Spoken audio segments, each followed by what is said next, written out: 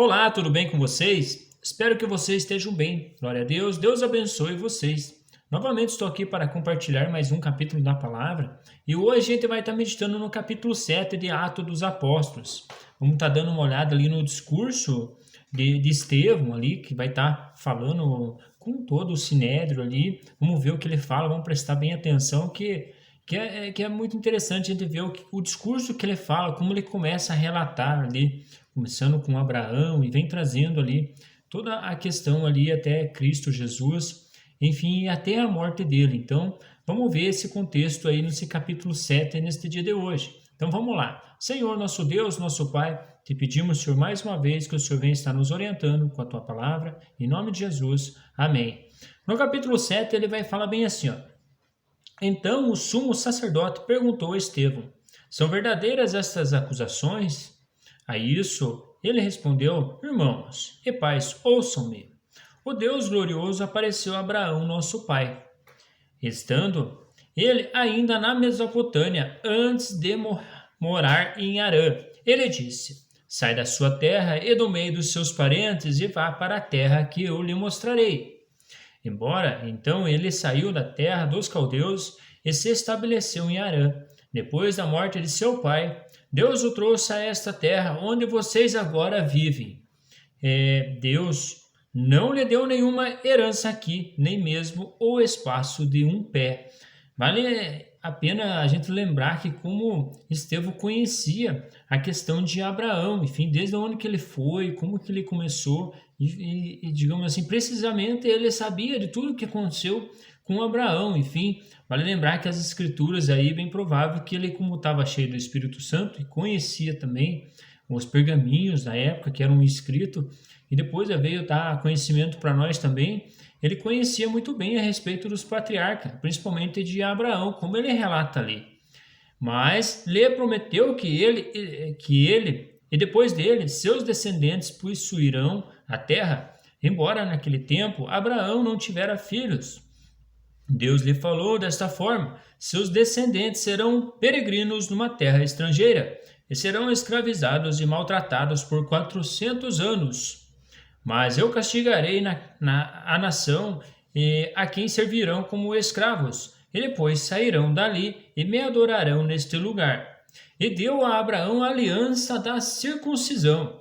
Ele começa a trazer a Abraão a circuncisão. Por isso, Abraão gerou Isaque e o circuncidou 8 dias depois do seu nascimento. Mais tarde, Isaque gerou Jacó e os 12 patriarcas. Os patriarcas, tendo inveja de José, venderam-no como escravo para o Egito. Mas Deus estava com ele e o libertou de todas as suas tribulações, dando a José favor de sabedoria diante do faraó, rei do Egito, que o tornou governador do Egito e de todo o seu palácio. Enfim, ele vem narrando, como nós limos ali em Êxodo, em finalzinho de Gênesis ali também. Em Gênesis ele vem narrando a mesma narrativa que nós vimos. Depois houve fome em todo o Egito e em Canaã, trazendo grande sofrimento, e os nossos antepassados não encontravam alimento. Ouvindo que havia trigo no Egito, Jacó enviou nossos antepassados em sua primeira viagem. Na segunda viagem deles, José fez-se reconhecer por seus irmãos, e o faraó pôde conhecer a família de José. Depois disso, José mandou buscar seu pai Jacó e toda a sua família, que eram 75 pessoas. Então Jacó desceu ao Egito, onde faleceu ele e os nossos antepassados. Seus corpos foram levados de volta a Siquém e colocados no túmulo que Abraão havia comprado ali dos filhos de Amor por certa quantia. Aqui escreve por certa quantia. É interessante, né, a gente meditar nessa questão que o próprio Estevão, ali, um dos 7, né, que foi levantado ali para estar auxiliando os discípulos, né, de Jesus, os apóstolos, né, como falamos bem claro a respeito deles, como ele conhecia todos esses detalhes aí a respeito de Abraão, enfim, de Jacó, enfim, de todos os descendentes que ficaram ali, morreram, enfim, e que também ficaram escravizados ali por 400 anos, como ele fala, né? Ao se aproximar o tempo em que Deus cumpriria a sua promessa a Abraão, aumentou muito o número do nosso povo no Egito. Então, outro rei que nada sabia a respeito de José passou a governar o Egito. Ele agiu traiçoeiramente para com o nosso povo e oprimiu os nossos antepassados, obrigando-os a abandonar os seus recém-nascidos para que não sobrevivessem. Naquele tempo, nasceu Moisés, que era um menino extraordinário. Por 3 meses ele foi criado na casa de seu pai. Quando foi abandonado, a filha do faraó o tomou e o criou como seu próprio filho. Moisés foi educado em toda a sabedoria dos egípcios e veio a ser poderoso em palavras e em obras. Vale lembrar que Moisés ali ele foi criado para ser ali um príncipe, enfim, era ele que ia ser um príncipe do Egito, ali, um governador do Egito naquela época, se ele também não decidisse ficar pro lado que eram os israelitas, do lado que ele era do sangue dele, enfim, como a gente sabe muito bem. Ao completar 40 anos, Moisés decidiu visitar seus irmãos israelitas. Ao ver um deles sendo maltratado por um egípcio, saiu em defesa do oprimido e o vingou matando o egípcio. Ele pensava que seus irmãos compreenderiam que Deus o estava usando para salvá-los, mas eles não o compreenderam. No dia seguinte, Moisés dirigiu-se a 2 israelitas que estavam brigando e tentou reconciliá-los, dizendo: Homens, vocês são irmãos, por que ferem um ao outro? Mas o homem que maltratava o outro empurrou Moisés e disse: Quem o nomeou líder e juiz sobre nós? Quer matar-me como matou o egípcio ontem? Ouvindo isto, Moisés fugiu para Mídia, onde ficou morando como estrangeiro e teve 2 filhos. Passados os 40 anos, apareceu a Moisés um anjo na labaredas de uma sarça em chamas no deserto, perto do monte Sinai.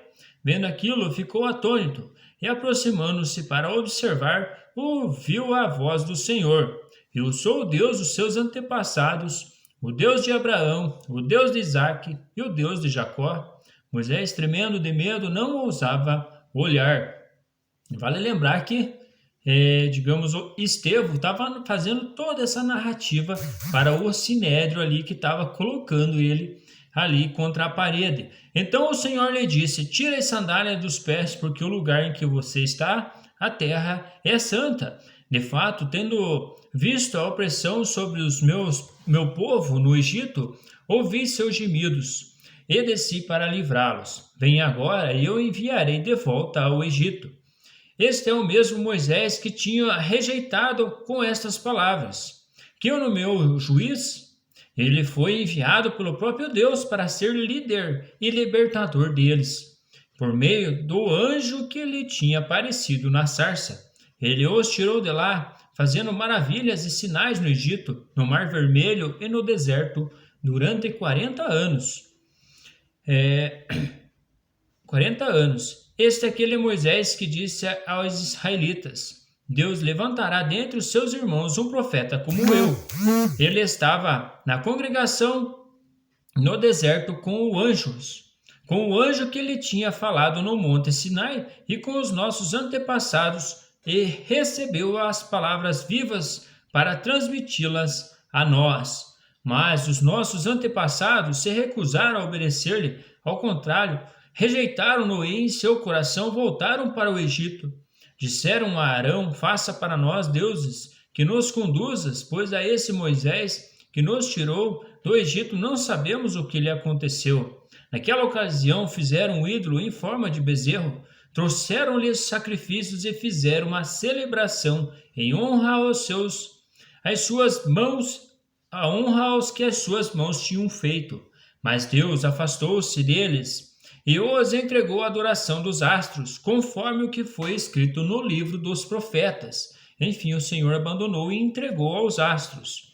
Foi assim que vocês apresentaram sacrifícios e ofertas durante os 40 anos no deserto, ó nação de Israel. Em vez disso, levantaram o santuário de Moloque e a estrela do seu deus Renfa, ídolos que vocês fizeram para adorar. Portanto, eu os enviarei para o exílio, para além da Babilônia.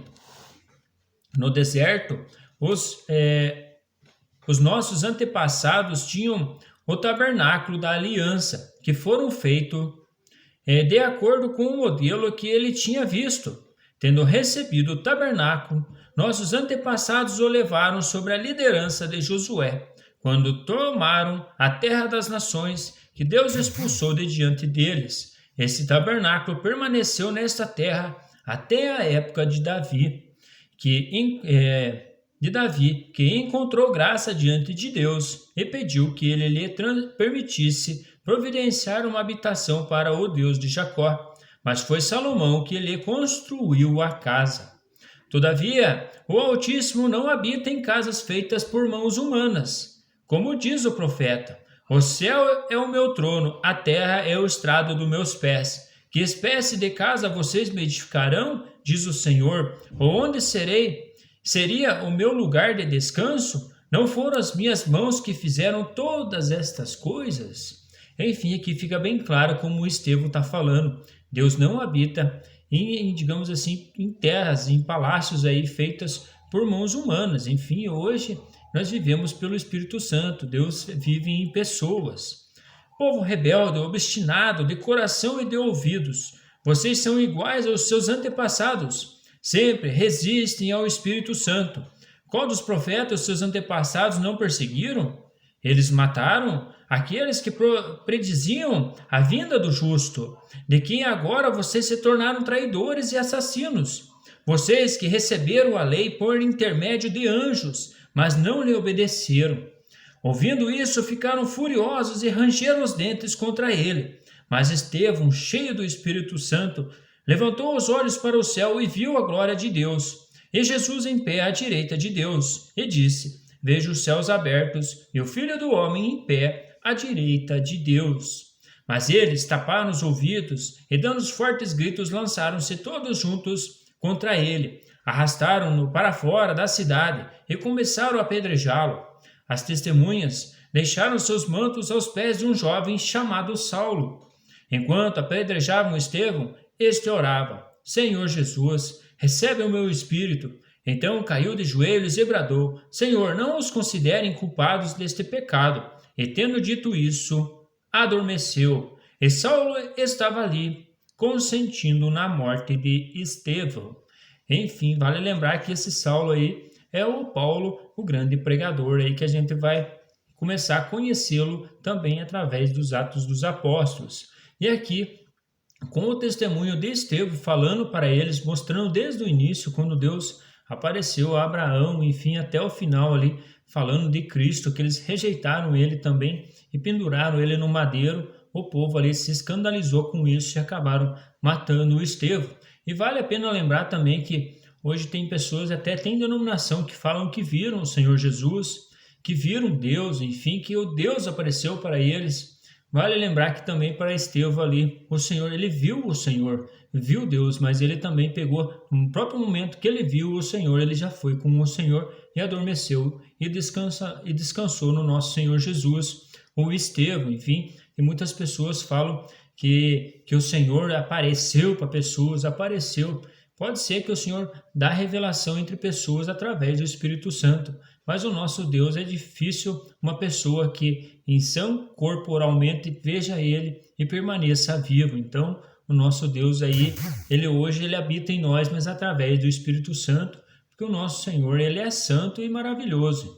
Mas enfim, terminamos aqui mais uma meditação na palavra e vamos continuando junto nessa leitura nos Atos dos Apóstolos. Grande abraço e até mais.